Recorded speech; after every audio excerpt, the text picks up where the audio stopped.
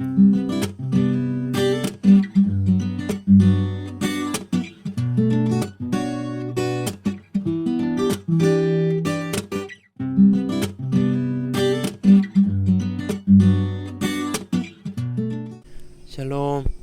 좋은 아침입니다. 오늘 8월 15일 토요일 광복절입니다. 사무엘상 1장입니다. 에브라임 지파에 속한 수베 자손 엘가나라는 사람이 에브라임의 산간지방에 있는 라마다임에 살고 있었다. 그의 아버지는 여로함이고 할아버지는 엘리후이고 그 윗대는 도후이고 그 윗대는 수비다. 엘가나에게는 두 아내가 있었는데 한 아내의 이름은 한나요, 또 한 아내의 이름은 분인나였다. 분인나에게는 자녀들이 있었지만 한나에게는 자녀가 하나도 없었다. 엘가나는 매년 한 번씩 자기가 사는 성읍에서 실로로 올라가서 만군의 주님께 경배하며 제사를 드렸다. 그곳에는 엘리의 두 아들인 홈니와 비느하스가 주님의 제사장으로 있었다. 엘가나는 제사를 드리고 나서는 늘 아내 분인나와 그가 낳은 모든 아들 딸에게 재물을 각각 한 몫씩 나누어 주곤 하였다. 그러나 한나에게는 두 몫을 주었다. 비록 주님께서 한나의 태를 닫아 놓으셨지만 엘가나는 한나를 사랑하였다.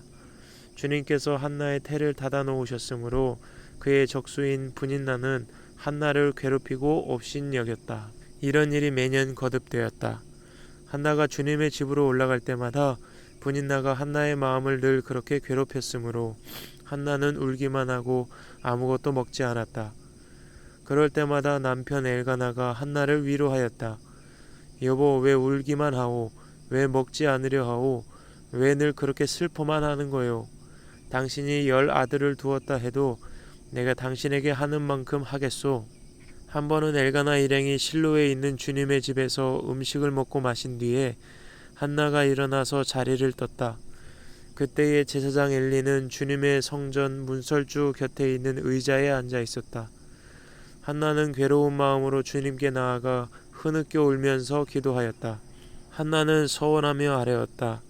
만군의 주님, 주님께서 주님의 종의 이 비천한 모습을 참으로 불쌍히 보시고 저를 기억하셔서 주님의 종을 잊지 않으시고 이 종에게 아들을 하나 허락하여 주시면 저는 그 아이의 한평생을 주님께 바치고 삭도를 그의 머리에 대지 않도록 하겠습니다.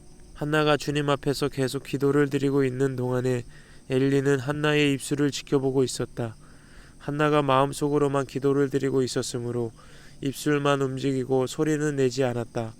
그러므로 엘리는 한나가 술에 취한 줄로 생각하고 그를 꾸짖었다. 언제까지 술에 취해 있을 것이요? 포도주를 끊으시오. 한나가 대답하였다. 제사장님, 저는 술에 취한 것이 아닙니다. 포도주와 독한 술을 마신 것이 아닙니다. 다만 슬픈 마음을 가눌 길이 없어서 저의 마음을 주님 앞에 쏟아 놓았을 뿐입니다. 이 종을 나쁜 여자로 여기지 마시기 바랍니다.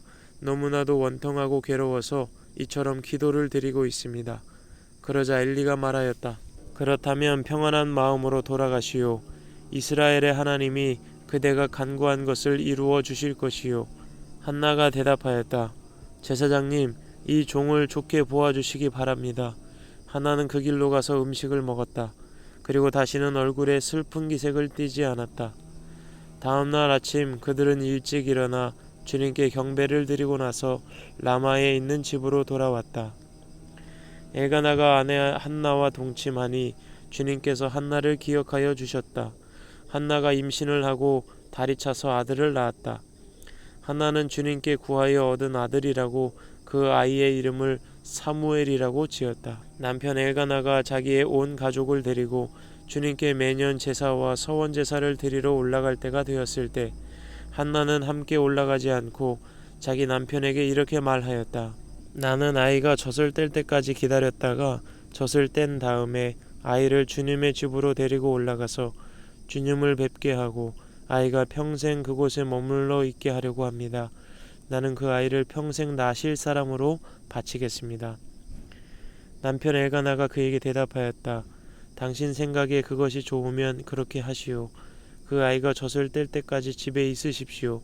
주님께서 당신의 말대로 이루어 주시기를 바라오. 그래서 그의 아내는 아들이 젖을 뗄 때까지 집에 머무르면서 아이를 길렀다. 마침내 아이가 젖을 떼니 한나는 아이를 데리고 3년 된 수소를 한 마리 끌고 밀가루 한 에바와 포도주가 든 가죽 부대 하나를 가지고 실로로 올라갔다. 한나는 어린 사무엘을 데리고 실로에 있는 주님의 집으로 갔다. 그들이 수소를 잡고 나서 그 아이를 엘리에게 데리고 갔다. 한나가 엘리에게 말하였다. 제사장님, 나를 기억하시겠습니까? 내가 주님께 기도를 드리려고 이곳에 와서 제사장님과 함께 서 있던 바로 그 여자입니다. 아이를 낳게 해달라고 기도하였는데 주님께서 내가 간구한 것을 이루어 주셨습니다. 그래서 나도 이 아이를 주님께 바칩니다. 이 아이의 한평생을 주님께 바칩니다. 그런 다음에 그들은 거기에서 주님을 경배하였다. 아멘.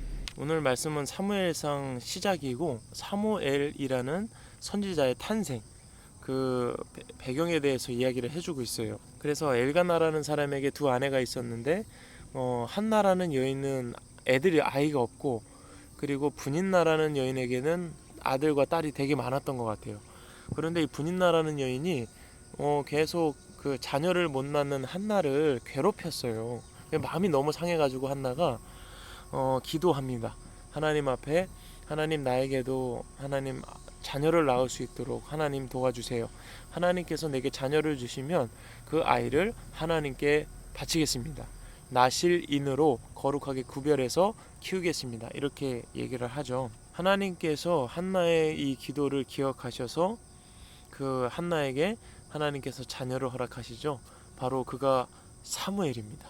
사무엘은요, 그 이스라엘 백성들에게 하나님의 뜻을 대언하는 역할도 하고, 그리고 우리가 너무 잘 아는 사울 왕과 다윗 왕이 세워질 때 하나님께서 이 사무엘을 들어 사용하세요. 근데 오늘 제가 이 말씀을 묵상을 하면서 가장 기억에 남는 건 하나님께서 한나를 기억해 주셨다라는 거예요.